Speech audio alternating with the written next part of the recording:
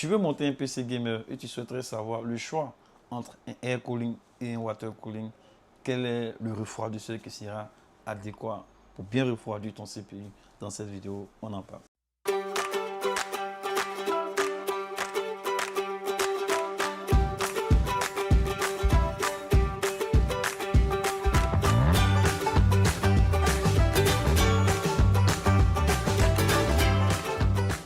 Bienvenue à votre rendez-vous du vendredi. Comme vous le savez déjà, chaque vendredi, nous parlons de technologie. Donc, si vous êtes amoureux de tech, si vous êtes passionné d'informatique et ses dérivés, cette vidéo est la vôtre. Déjà, activez la cloche de notification, abonnez-vous et partagez. Les deux styles de refroidissement qu'on retrouve sur le marché, comme je disais tout à l'heure, on a le air cooling et le water cooling. Le air cooling est doté de deux entités. On a le radiateur et on a le ventilateur. Le dissipateur, il permet d'aspirer la chaleur et le ventilateur permet de propulser cette chaleur-là à l'extérieur ou à l'intérieur du boîtier en fonction de l'architecture du boîtier que vous avez. Parce qu'on a certains boîtiers où il y a d'autres ventilos qui viennent encore pour propulser l'air ou bien la chaleur, la température ambiante à l'extérieur du boîtier. Quant au water cooling, il est doté d'un radiateur avec une pompe, avec un liquide bien évidemment à l'intérieur.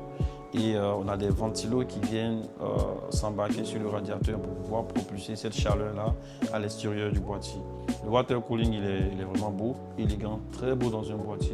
Et il a un système aussi de refroidissement qui est plus performant, plus efficace que des ventilateurs simples.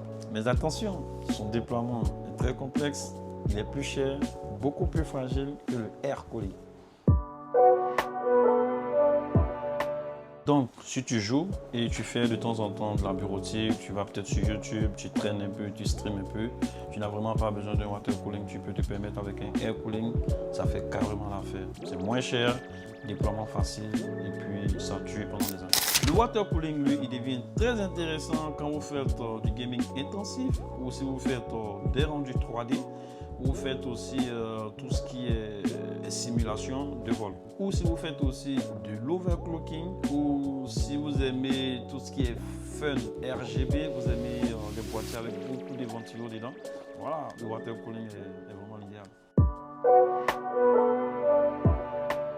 Donc, toujours dans la gamme des water cooling, nous avons plusieurs déclinaisons. Nous avons des water cooling avec un radiateur de 220 mm.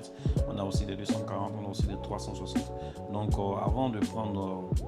avant d'acheter un water cooling, il faut être sûr de la dimension de son boîtier. Si vous avez un boîtier ATX, ou bien si vous avez un boîtier mini ATX, ou bien si vous avez un boîtier micro ATX. Voilà. Donc, tout dépendra de cette architecture-là avant de passer au choix.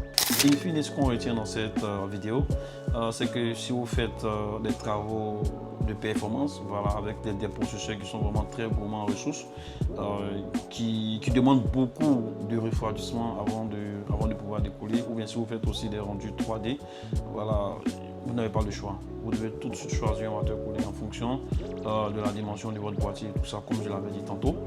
Mais si vous faites de la bureautique, si vous streamez, vous êtes sur YouTube et tout ça, un air cooling vous suffit.